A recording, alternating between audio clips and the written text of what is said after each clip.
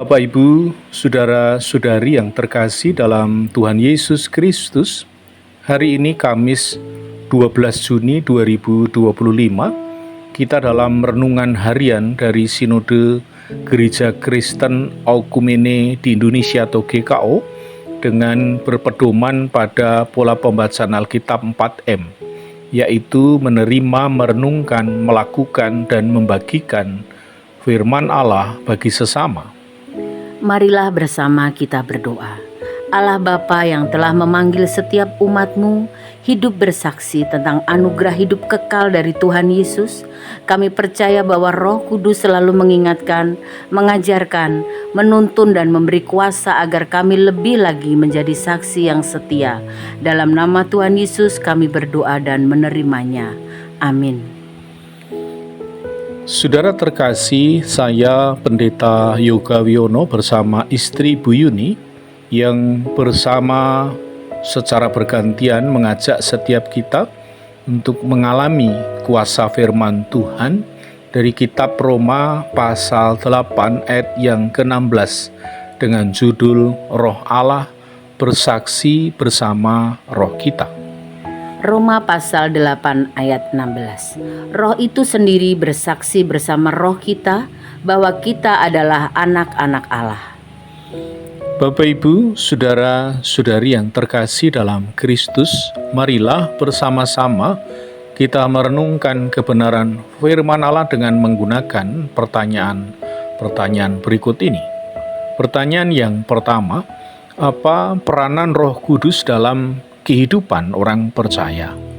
Roh Kudus bersaksi bersama roh kita, menunjukkan hubungan antara Roh Kudus dengan umat percaya yang memiliki identitas sebagai anak-anak Allah dan bersama mengalirkan hakikat Allah bagi sesama.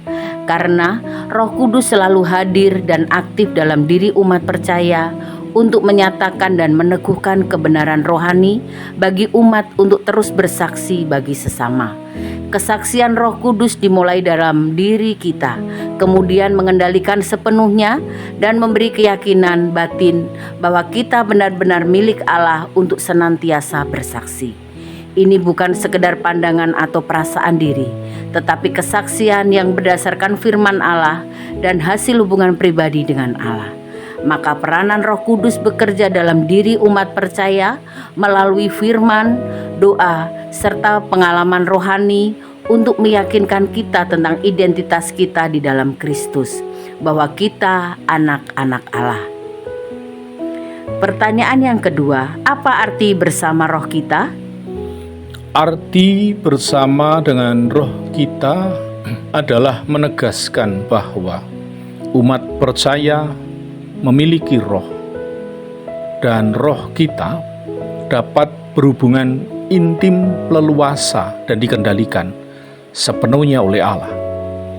Bahwa kesaksian ini bukan sepihak, melainkan ada persetujuan batin atau ada tanggapan yang baik dari setiap diri umat, yakni roh kita merespon benar kesaksian Roh Kudus.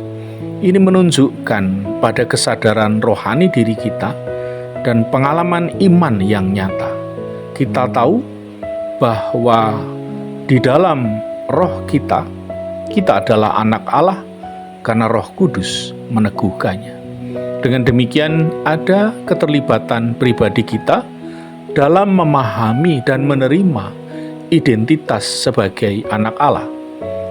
Tidak bersandar pada prestasi, tetapi semata-mata karena anugerah dan relasi dengan Allah. Untuk itu, berdasarkan firman Tuhan dan uraian pengajaran ini, apa yang menjadi komitmen kita selanjutnya? Roh Allah bersaksi bersama roh kita, maka hendaknya kita memastikan diri dan berkomitmen lebih lagi. 1. Hidup lebih lagi dalam relasi dengan Allah. 2. Hidup merespon kesaksian Roh Kudus dengan benar. 3. Hidup menyatakan hakikat Allah dalam keteladanan. 4. Hidup dalam kesadaran bahwa kita anak-anak Allah. Dan yang kelima, hidup lebih lagi dalam misi ilahi. Amin, terpujilah nama Tuhan. Untuk itu mari kita lakukan komitmen kita bersama hari ini dengan memohon pimpinan dan kekuatan Roh Kudus untuk mewujudkannya. Mari kita tutup saat teduh kita dengan berdoa. Ya Allah Bapa di surga, kami doakan firman-Mu jadi dalam kehidupan kami. Kami bersyukur selaku anak-anak Allah agar sisa waktu hidup kami bersaksi bersama Roh Kudus.